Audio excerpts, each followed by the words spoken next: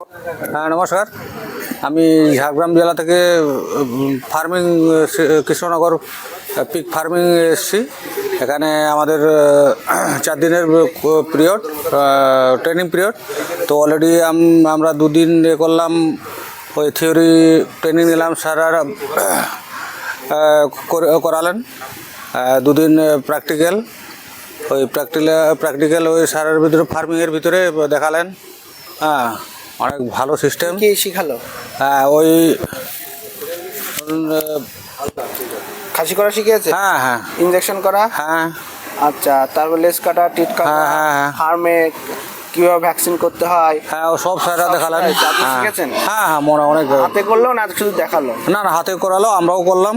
আচ্ছা আচ্ছা, সব করছেন। হ্যাঁ। তাহলে কি কেউ যদি প্রশিক্ষণ নিতে আসে এখানে তাহলে কি আসতে পারে? হ্যাঁ, আমার তো মনে হয় এর থেকে ভালো বেটার প্লেয়ার অন্য কিছু হতে পারে না। আচ্ছা আচ্ছা, আর থাকা খাওয়া? এই হ্যাঁ, ঠান্ডার থাকা খাওয়া, মধ্যে? হ্যাঁ এখানকার পরিবেশ যথেষ্ট ভালো। তবে ওই শীতের সময় তো শীত লাগবেই, সবাইকার জানা কথা।